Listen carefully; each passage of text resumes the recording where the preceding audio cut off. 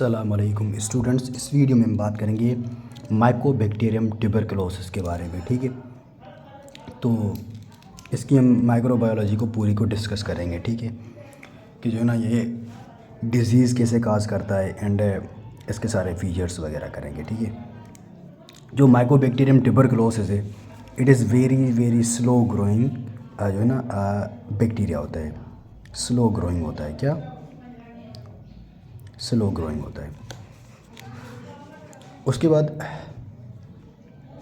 ये जो मैंने यहाँ पर लिखे हैं ये इसके क्या है, पूरे के पूरे जो है ना इसकी प्रॉपर्टीज़ हैं। ठीक है, इनमें से कुछ इंपॉर्टेंट भी हैं जो है ना इनमें से एमसीक्यूज़ भी पूछे जाते हैं। ठीक है, सबसे पहले इट इज़ दी जो है ना ओब्लिगेट एरोब। ओब्लिगेट एरोब का मतलब है कि जो है ना it needs oxygen for the replication. ठीक है, नीड ऑक्सीजन फॉर रेप्लिकेशन। ठीक है, ये जो है ना ऑब्लिगेट एरोब होता है, इसको ऑक्सीजन चाहिए होती है फॉर दी रेप्लिकेशन। एंड यहाँ पर एक और चीज़ में यहाँ पर मैंने लिखी हुई है माइकोलिक एसिड। माइकोलिक एसिड एक जो है ना इसकी सेल वॉल का कंपोनेंट होता है। जो है ना इस सेल वॉल में अगर Mycobacterium tuberculosis let's suppose Mycobacterium tuberculosis, इसकी वॉल में ये क्या है, माइकोलिक एसिड है। ठीक है, माइकोलिक एसिड। जब मैं इसको ग्राम स्टेन करूँगा, ग्राम स्टेन जब मैं करूँगा तो सभी बैक्टीरियाज जो है ना वो ग्राम स्टेन लेते हैं। ठीक है, एक्सेप्ट माइकोबैक्टीरियाज एंड बहुत भी और भी होते हैं। ठीक है, जो है ना सॉरी माइकोप्लाज्मास भी होते हैं। ठीक है, एंड ये माइकोबैक्टीरियम ट्यूबरकुलोसिस भी उनमें होता है। ठीक है, तो ये ग्राम स्टेन क्यों नहीं लेता, because due to the presence of this mycolic acid. इसकी वजह से ये जो इसकी सेल वॉल है ना बहुत थिक हो जाती है। इसकी वजह से ये जो सेफेरेनिन स्टेन होता है ना वो डालते हैं उसमें ग्राम स्टेन में, तो वो ना इससे क्रॉस नहीं कर पा रहा होता। ठीक है, तो इस वजह से ना इस माइकोलिक एसिड को तो इस वजह से ये स्टेन नहीं करता। तो इसमें एक हम ना अलग स्टेन यूज़ करते हैं, उसे हम कहते हैं क्या, एसिड फास्ट स्टेन। और माइकोबैक्टीरियाज को हम एसिड फास्ट बैक्टीरियाज भी कहते हैं। ठीक है, सो माइकोलिक एसिड की प्रेजेंस की वजह से नो ग्राम स्टेनिंग, जी से ग्राम, नो ग्राम स्टेनिंग, ये एमसीक्यूज़ में पूछा जाता है। ठीक है, दूसरा इसका एक और फीचर होता है कॉड फैक्टर। कॉड फैक्टर इसका एक पैथोजेनिक जो है ना पैथोजेनिक ना ये जो है ना यूँ समझो एक फैक्टर है। ठीक है, ये पैथोजेनेसिटी इसकी कॉज करता है। ठीक है, इसकी वजह से इसमें लीजन्स होते हैं, उन्हें क्या बोलते हैं, सर्पेंटाइन लीजन्स। क्या, सर्पेंटाइन लीजन्स। ठीक है, ये इसका पैथोजेनिक फैक्टर है। ठीक है, दूसरी इसकी सेल वॉल में ना आपको क्या मिलेगा, फिथायोसरोल डाइमाइकोसीरोसेट। अब ये क्या है, ये भी आपके पास एक पैथोजेनेसिस का फैक्टर होता है, पैथोजेनेसिस, ये भी पैथोजेनेसिस करवाता है। ठीक है, ये कॉड फैक्टर वाला एमसीक्यूज़ में पूछते हैं, माइकोलिक एसिड वाला ये दोनों पूछते हैं। ठीक है, एंड यहाँ पर मैंने सोडियम हाइड्रोक्साइड लिखा हुआ है, ये हम यूज़ करते हैं फादी इसकी डायग्नोसिस के लिए। अब ये यूज़ क्यों करते हैं वो मैं इसकी ना डायग्नोसिस में बताऊंगा कि क्यों यूज़ करते हैं। ठीक है, and humans are the natural reservoir of the mycobacterium tuberculosis. ठीक है, तो ये भी है, ये भी आपसे पूछते हैं। एंड सबसे जो इम्पोर्टेंट चीज़ है तो इसमें हम मीडियम यूज़ करते हैं, यहाँ पर ग्राम स्टेन यूज़ नहीं करेंगे, तो इसके लिए एक अलग सा मीडियम आता है, उसे हम बोलते हैं क्या, लोवेनस्टाइन जेंसन मीडियम, इसे हम एलजे मीडिया भी कहते हैं। ठीक है, it is used for the culture media in Mycobacterium tuberculosis. अब इस मीडिया में आपके पास दो चीज़ें होती हैं, इसमें एक यॉक होता है, दूसरी चीज़ में क्या होती है, मेलाचिलोग्रीन। अब मेलाचिलोग्रीन क्या करती है, it inhibits the normal growth of normal flora. अब जो इसमें हम स्पूटम सैंपल लेते हैं उसमें नॉर्मल फ्लोरा भी होते हैं। ठीक है, तो उनकी ग्रोथ को इनहिबिट करने के लिए हम क्या इसमें इस मीडियम में क्या होता है, मेलाचिलोग्रीन। ठीक है, ये क्या करती है, inhibit growth of normal flora. ठीक है, आपसे ये हो सकता है पूछें, लेकिन एलजे मीडिया आप याद कर लें, ये काफ़ी है। ठीक है, अच्छा, उसके बाद इसकी पैथोजेनेसिस पर आ जाएं कि ये पैथोजेनेसिस कैसे करता है। ठीक है, अब ये क्या है, आपके पास लंग्स हैं। ठीक है, लंग्स में ना इसके फीचर्स होते हैं, इसके लीजन्स की आपको क्या मिलेगा, ग्रेन्युलोमेटस लीजन्स मिलेंगे। ये क्या है, ग्रेन्युलोमा है। ग्रेन्युलोमा की एक टिपिकल अपीयरेंस होती है। ग्रेन्युलोमा दो टाइप्स के होते हैं, एक होते हैं एक होती है आपके पास क्या, ग्रेन्युलोमा विद सेंट्रल नेक्रोसिस, दूसरी होती है ग्रेन्युलोमा विदाउट सेंट्रल नेक्रोसिस, ठीक है। अब जो टीबी में ट्यूबरकुलोसिस में आपको ग्रेन्युलोमा मिलेगा वो जो है ना ग्रेन्युलोमा मिलेगा वो आपको नेक्रोसिस के साथ ही मिलेगा, उसमें आपको सेंट्रल नेक्रोसिस मिलेगी। एंड विदाउट सेंट्रल नेक्रोसिस आपके पास जो एग्जांपल्स आती हैं आपके पास आता है सार्कोइडोसिस में भी नॉन कैजिएटिंग ग्रेनुलोमास होते हैं, एंड आपके पास क्रोन डिजीज़ में भी नॉन कैजिएटिंग ग्रेनुलोमास होते हैं, ठीक है। अब इसमें क्या है, कैजिएटिंग ग्रेनुलोमास है, तो ये क्या होगा, इसका सेंट्रल कैजिएटिंग नेक्रोसिस है surrounded by epithelioid giant cell या फिर Langhans giant cells surrounded by collar of lymphocytes. इस पूरी को हम क्या कहते हैं, ग्रेन्युलोमा। ये क्या है, ग्रेन्युलोमा। ग्रेन्युलोमेटोसिस में लीजन्स मिलेंगे आपको, ठीक है। उसके अलावा इसमें आपको क्या मिलेगा, एक्सूडेटिव लीजन्स भी मिलेंगे। क्या क्या मिलेंगे आपको, एक्सूडेटिव लीजन्स, एक्सूडेटिव लीजन्स, ये क्या, एक्सूडेटिव लीजन्स भी मिलेंगे। उसके साथ साथ आपको क्या मिलेगा, यहाँ पर एक चीज़ होती है गोहन फोकस, गोहन फोकस एक होती है गोहन फोकस, दूसरा होता है गोहन कॉम्प्लेक्स। अब गोहन फोकस और गोहन कॉम्प्लेक्स में क्या डिफरेंस है ये मैं बताता हूँ। गोहन फोकस एक सिंपल सा ना एक लीजन होता है, ठीक है। गोहन फोकस यहाँ पर लिख रहा हूँ मैं, गोहन फोकस प्लस लिम्फ एडिनोपैथी, यहाँ पर मैं लिख रहा हूँ लिम्फ नोड, गोहन फोकस प्लस लिम्फ नोड, इसे हम कहते हैं क्या, गोहन कॉम्प्लेक्स।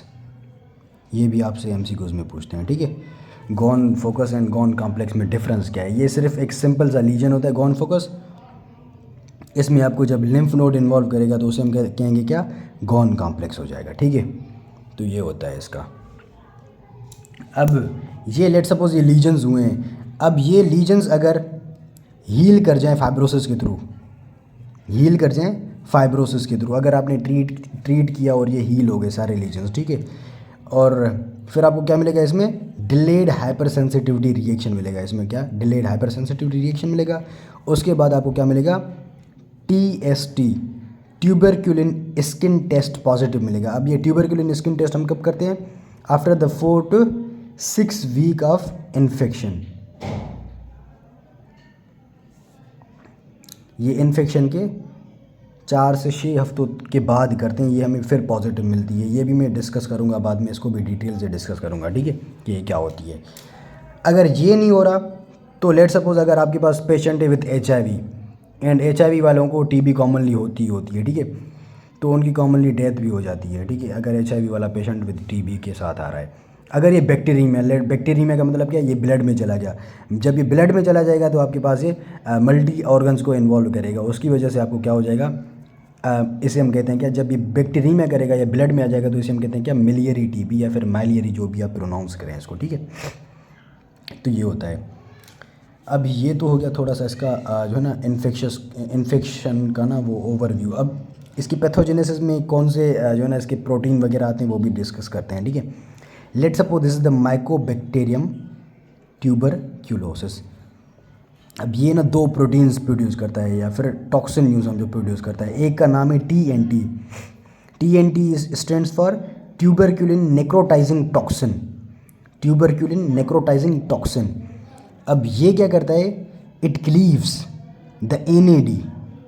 अब ये क्या है, अच्छा एक और चीज़ बता दूं, ये मैक्रोफेज है, ये मैक्रोफेज में अंदर जाके ना मल्टीप्लिकेशन करेगा, वो कैसे करेगा वो भी बताता हूँ।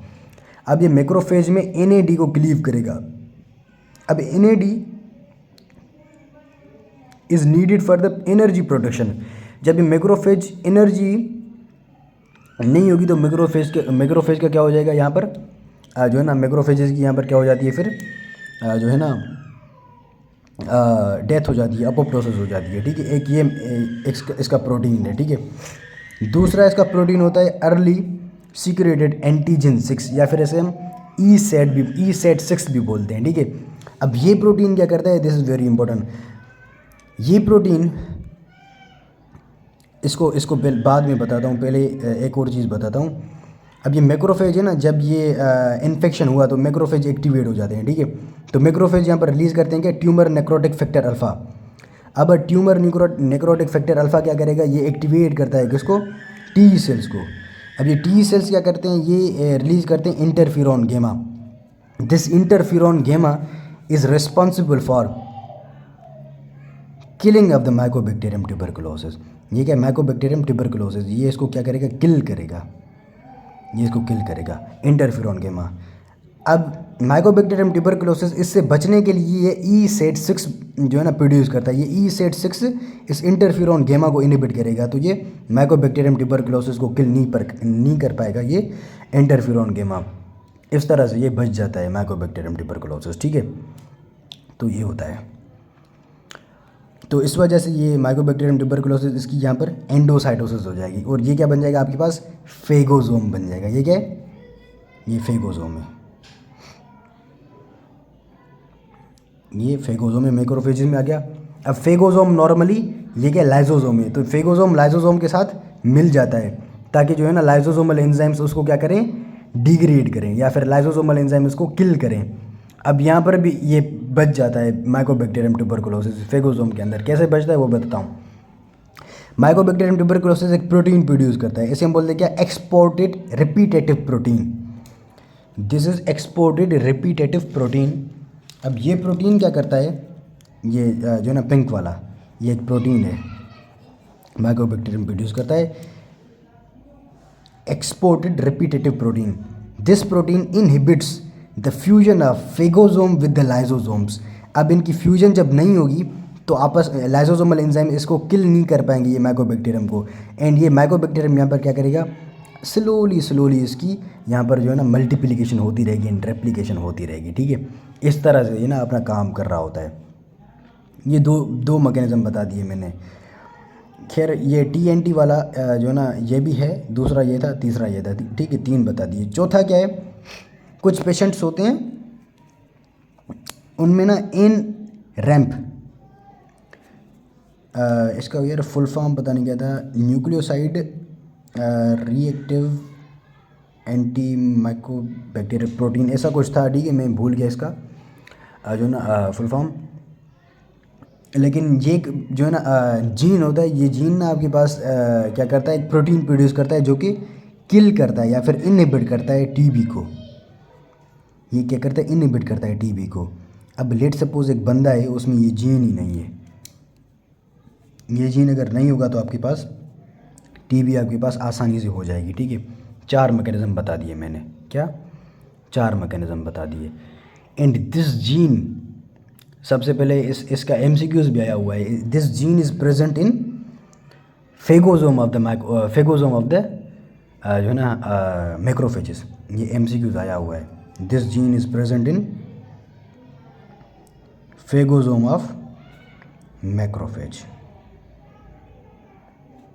फेगोजोम ऑफ द मैक्रोफेज में प्रेजेंट होता है, ठीक है। ये वाला MCQs आया भी था, ठीक है। एंड ये वाला जो पोर्शन था ना, ये वाला फाइब्रोसिस डिलेड हाइपर सेंसिटिव, इसको हम लेटेंट टीबी कहते हैं, क्या, लेटेंट टीबी, ठीक है। अब देखें टीबी तो हो गया ये हमारा। अब लेट सपोज ये टीबी आ गया आपके पास सिस्टम में, ब्लड में आ गया, लेट सपोज ये टीबी आ गया आपके पास ब्लड में। अब ये ब्लड में से ये आपके पास रीनल सिस्टम में भी जाएगा, ठीक है। जब ये रीनल सिस्टम में जाएगा तो आपके पास क्या काज करेगा, हेमेचूरिया, डिसयूरिया, ये चीज़ें मिलेंगी, एंड फ्लैंक पेन मिलेगा इसमें, because it is involving kidneys, ठीक है। तो ये चीज़ें आपको मिलेंगी किसमें, रीनल टीबी में। इसे हम कहते हैं क्या, रीनल टीबी, इसे हम कहेंगे क्या, रीनल टीबी। ये भी MCQ आया हुआ था, इसका पूरा केस दिया हुआ था, ठीक है। एंड ये भी एक MCQ आया था इसका, haematuria, dysuria and flank pain, ये उस केस में डिस्कस किए हुए थे उसने, एंड ठीक है। एंड आपको इसको यूरिन आप जब एनालिसिस करेंगे तो आपको उसमें WBCs भी मिलेंगे, ठीक है। तो ये होता है। And it can cause tubercular meningitis, क्या, ट्यूबरक्यूलर मेनिंजाइटिस, ट्यूबरक्यूलर मेनिंजाइटिस अगर ये मेनिंजीज को इन्वॉल्व करेगा, ठीक है। If it is involving vertebrae, vertebrae को जब भी इन्वॉल्व करेगा तो आपको क्या मिलेगा, उसे हम कहते हैं क्या, पॉट्स डिजीज़। ठीक है, ये फिर क्या काज करेगा, पॉट्स डिजीज़ काज करेगा। ठीक है, जब ये वर्टिब्रेज को इन्वॉल्व करेगा। ठीक है, उसके अलावा जब ये जीआईटी को इफेक्ट करे, जीआईटी में ना माइकोबैक्टीरियम ट्यूबरकुलोसिस नहीं, Mycobacterium bovis, Mycobacterium bovis. Commonly जो जीआई की टीबी होती है ना, वो माइकोबैक्टीरियम बोविस ही करवा रहा होता है। ठीक है, अब इसमें आपको क्या मिलेगा, abdominal pain, fever and weight loss मिलेगा, एंड चौथा इसमें डायरिया मिलेगा। इसे हम कहते हैं क्या, अब्डोमिनल टीबी। ठीक है, उसके बाद आपके पास आ जाएगी क्या, लंग्स में टीबी आ जाएगी, ट्यूबर पल्मोनरी, उसमें आपको हिमोप्टेसिस एंड कफ मिलेगी, ये सिम्टम्स मिलेंगे। ठीक है, जब आपके पास पूरे लंग्स में आ जाएगी तो पूरी मतलब कि पूरी ब्लड में एंड लंग्स में को इफेक्ट करेगी तो उसे हम मैलियरी टीबी बोलेंगे। ठीक है, इसमें कुछ और साइंस मिलती हैं, वो भी बताता हूँ। एक चीज़ होती है जिसे हम बोलते हैं क्या, एरिथेमेटस नोड्यूज़म। क्या, एरिथेमेटस नोडुज़म। अब एरिथेमेटस नोडुज़म क्या होता है, it is the tender nodule on extensor of tibia and ulna. ये यहाँ पर टीबिया होगी, टीबिया की एक्सटेंसर सरफेस पर आपको क्या मिलेगा, एक टेंडर नोड्यूल मिलेगा, उसे हम कहते हैं क्या, एरिथेमेटस नोडुज़म। ये आपको लेप्री में भी मिलता है। ठीक है, माइकोबैक्टीरियम लेप्रिम या फिर लेप्रोसी, उसे हैंसन डिजीज उसमें भी मिलता है। ठीक है, उसे हम बोलते हैं। ठीक है, उसके अलावा ये सी इज़ फॉर सर्वाइकल। ये क्या सर्वाइकल लिम्फ नोड में ना आपको क्या मिलेगा, स्वोलन मिलेंगे, नॉन टेंडर मिलेंगे एंड यूनिलेटरल। अगर सर्वाइकल लिम्फ नोड स्वोलन भी हों, नॉन टेंडर हों, अनटच एंड यूनिलेटरल हों, इसे हम स्क्रू फुल्ला बोलते हैं। क्या, स्क्रू फुल्ला। ठीक है, तो ये स्क्रू फुल्ला इंपॉर्टेंट है, एंड एरिथेमेटस नोडुज़म ये भी आपको आने चाहिए। ठीक है, ये चीज़ें इनमें मिलती हैं। अभी आ जाएं इस एक जो टेस्ट करते हैं हम, क्या जो है ना, इसे हम बोलते हैं क्या, PPD test, PPD skin test भी बोलते हैं। इसे हम क्या, प्यूरिफाइड प्रोटीन डेरिवेटिव्स। इसमें जो प्यूरिफाइड प्रोटीन डेरिवेटिव होता है, हम वो ट्यूबरक्यूलिन यूज़ कर रहे होते हैं, ट्यूबरक्यूलिन, इसीलिए हम इसको ट्यूबरक्यूलिन स्किन टेस्ट भी बोलते हैं। ठीक है, अब इसमें होता क्या है, हम ना इसकी पीपीडी की जो है ना इंजेक्शन करते हैं जो है ना स्किन में, और फिर वेट करते हैं तकरीबन जो है ना 48 आवर्स तक ना हमें रिएक्शन मिल जाता है। उसके अराउंड ना इस इंजेक्शन के जो है ना के अराउंड आपको क्या मिलेगी, स्वेलिंग मिलेगी। ठीक है, यहाँ पर मैं 3 केस डिस्कस करूँगा। ठीक है, एक केस डिस्कस करेंगे हम क्या, पेशेंट में हम टेस्ट कर रहे हैं, लेकिन उसको कोई भी जो है ना रिस्क वगैरह फैक्टर नहीं है, रिस्क फैक्टर उसमें कोई भी नहीं है टीबी का। ठीक है, दूसरा केस डिस्कस करेंगे पेशेंट विथ जो है ना आपके पास क्या, रिस्क फैक्टर्स। तीसरा केस डिस्कस करेंगे क्या, पेशेंट विथ HIV। ठीक है, सबसे पहले मैं डिस्कस करूँगा क्या, patient with no risk factors. अगर यहाँ पर मैंने ये पीपीडी इंजेक्ट किए एंड यहाँ पर ये स्वेलिंग बन गई, वो स्वेलिंग मैं मेजर करूँगा इंच टेप से। अगर वो स्वेलिंग मुझे 15 मिलीमीटर से ज़्यादा या फिर इक्वल मिलती है, अगर वो 15 मिलीमीटर से मुझे ज़्यादा या इक्वल मिलती है, तो मैं उस बंदे को ना पॉजिटिव लेबल कर सकता हूँ, positive in who has no risk factor. ठीक है, अगर लेस देन 15 है तो वो पॉजिटिव नहीं है। ठीक है, अगर कोई रिस्क फैक्टर भी नहीं है उसके उस बंदे में आपको नहीं दिख रहा। ठीक है, लेकिन रिस्क फैक्टर से मुराद क्या, उसकी फैमिली में भी कोई टीबी नहीं है या फिर वो ड्रग अब्यूज़र भी नहीं है। ठीक है, तो अगर वो उसमें पॉजिटिव आ जाए, मतलब क्या पॉजिटिव नहीं, 15 मिलीमीटर से ज़्यादा आ जाए, तो आप उसको पॉजिटिव लेबल कर सकते हैं। ठीक है, ये मैंने फर्स्ट केस डिस्कस कर दिया। सेकंड केस में क्या है, person with risk factors. Risk factor क्या है, ड्रग अब्यूज़र भी है एंड टीबी इन फैमिली भी है, कोई फैमिली मेम्बर को टीबी भी है। ठीक है, अगर मैं उसमें टेस्ट ये जो ना पीपीडी इंजेक्ट करता हूँ एंड 48 आवर्स में मुझे उसकी जो स्वेलिंग है, अगर वो मुझे 10 मिलीमीटर से ज़्यादा या फिर इक्वल मिलती है, तो वह मैं उसे पॉजिटिव लेबल कर सकता हूँ, पॉजिटिव विद रिस्क फैक्टर्स। ठीक है, इसमें रिस्क फैक्टर भी है, तो अगर वो 10 मिलीमीटर से कम है तो वो नेगेटिव हो जाएगा, वो पॉजिटिव नहीं होगा। ठीक है, आई होप कि समझ में आ रहा होगा आपको। तीसरा केस क्या था, HIV के साथ है, पॉजिटिव इन इम्यूनो डेफिशिएंसी या फिर HIV, ठीक है। इंजेक्ट किया मैंने PPD, अगर वो मेरे पास इक्वल आ गया, इक्वल या फिर ग्रेटर देन 5 तो ही इज़ पॉजिटिव, ठीक है। तो ये इसका पूरा मीन था इस टेस्ट का। अगर इससे लेस देन आ गया तो वो जो ना नेगेटिव हो जाएगा, ठीक है। आई होप ये टेस्ट आपको क्लियर हो गया होगा। इसके अलावा और भी टेस्ट करते हैं हम। इसकी पूरी अब डायग्नोसिस पर आ गया हूँ मैं, ठीक है, डायग्नोसिस बता रहा हूँ। इसमें हम यूज़ करते हैं कि जो मीडियम होता है, इसमें हम किनियन एसिड फास्ट स्टेन या एसिड फास्ट स्टेन या फिर ज़ील नेल्सन स्टेन यूज़ करते हैं। ये किनियन जो है ये आजकल ना ये क्या है, मॉडर्न है, मॉडर्न जो है ना एसिड फास्ट स्टेन है। Ziehl Neelsen old acid fast stain है, ठीक है। ये मैं यहाँ पर यूज़ करूँगा। लेट्स सपोज दिस स्लाइड, इसमें ये जो है ना एसिड फास्ट स्टेन है, ये माइकोबैक्टीरियम ट्यूबरकुलोसिस में ग्रो कर रहा हूँ, ठीक है। इसको कंसंट्रेट करने के लिए यहाँ पर ये मैंने बताया था ना,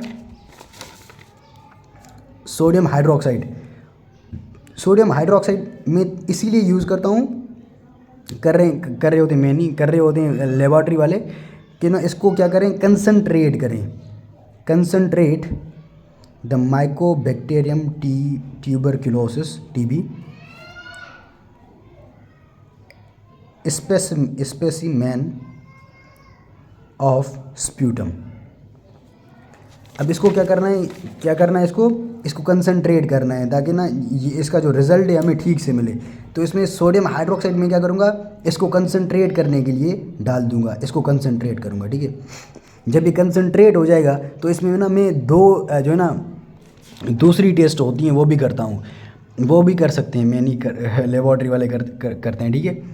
इसको देखने के लिए हम दो जो है ना बायोकेमिकल टेस्ट भी यूज़ करते हैं, उसके बस नाम आपको पता होना चाहिए। एक होती है नियासिन टेस्ट, दूसरी होती है कैटालेज टेस्ट। बायोकेमिकल टेस्ट्स, इनके दो नाम याद होने चाहिए, ठीक है। एंड इसमें जो मीडियम हम यूज़ करते हैं वो LJ मीडिया होता है। क्या LJ मीडिया होता है, ठीक है। एक और नया भी है, उसे मिडिल ब्रोक एगार भी बोलते हैं, ठीक है, मिडिल ब्रोक एगार, वो भी यूज़ करते हैं, ठीक है। अच्छा, ये जो है ना इसका एसिड फास्ट स्टेन था। एक और मीडियम भी यूज़ करते हैं, ये मैंने लॉवेंसन जेलिसन भी लिखा है, मिडिल ब्रोक भी लिखा हुआ है, ठीक है, ये यूज़ करते हैं। बैकटेक मीडियम भी आता है, ये भी यूज़ करते हैं, ठीक है। ये मीडियम की मीडियाज़ के यूज़ है। ये हम फॉर 8 वीक्स तक ये इसका रिज़ल्ट आ जाता है, ठीक है। अच्छा, उसके बाद मैं एक और टेस्ट करता हूँ, उस टेस्ट का नाम है क्या, जो है ना NAAT, nucleic acid amplification test. अब न्यूक्लिक एसिड एम्प्लीफिकेशन टेस्ट में किस लिए करवाते हैं हम, दो जीन देखने के लिए, एक कैटालेज जीन देखने के लिए, एक RNA पॉलीमरेज जीन देखने के लिए। अगर माइकोबैक्टीरियम इसमें दोनों जीन्स हैं, RNA पॉलीमरेज जीन भी है, कैटालेज जीन भी है। अगर इसमें कैटालेज जीन पॉजिटिव आ रहा है तो this mycobacterium tuberculosis is resistant to isoniazid. क्या, it is resistant to isoniazid. Isoniazid एक ड्रग होता है जो ना इसको ट्रीट करते हैं TB को, इसके लिए। तो ये वाला जो माइकोबैक्टीरियम होगा वो इसके अगेंस्ट रेजिस्टेंस डेवलप कर चुका होगा, ठीक है। ये हम जो ना ड्रग की रेजिस्टेंस देखने के लिए भी ये टेस्ट यूज़ करते हैं दोनों। अगर ये जीन पॉजिटिव या फिर प्रेजेंट है तो दिस जो ना mycobacterium is resistant to rifampin as well, ठीक है। अगर ये दोनों जीन प्रेजेंट हैं तो इस बैक्टीरिया को ना आप मल्टी ड्रग रेजिस्टेंट TB भी बोल सकते हैं, मल्टी ड्रग रेजिस्टेंट TB, ठीक है। ये दोनों जीन, इसमें हम ड्रग की रेजिस्टेंस देख रहे होते हैं इसमें, ठीक है। दूसरी इसमें हम यूरिन टेस्ट भी करते हैं। क्या, urine test is the highly specific and sensitive test for the TB। ये बता दूं, highly specific and sensitive test. But ये हम करवाते क्यों नहीं है वो बताता हूँ क्यों नहीं करवाते। इसमें हम क्या देख रहे होते हैं, एक एंटीजन होती है, उसको देखते हैं हम यूरिन में। उस एंटीजन का नाम क्या है, लाइपोएराबाइनोमेन। लाइपोएराबाइनोमैन, ठीक है। ये देख रहे होते हैं, अगर ये प्रेजेंट होगी तो वो पॉजिटिव होगा, ठीक है। And it is highly specific and sensitive test. क्यों नहीं करवाते? बट नो ड्रग ससेप्टेबिलिटी, ये आपको ड्रग की ना रेजिस्टेंस के बारे में नहीं बताएगी कि आपको ये रेजिस्टेंस है, ये जो बैक्टीरिया है वो आपके पास रेजिस्टेंस है टू दिस ड्रग, ठीक है। तो इसीलिए हम ये नहीं करते। उसके बाद हमारे पास एक लास्ट टेस्ट है जो ना ल्यूकीफेरेज टेस्ट, ल्यूकीफेरेज ऐसे। इसमें हम क्या करते हैं, लाइट दे रहे होते हैं और उसकी वजह से एटीपी बन रहे होते हैं, ठीक है।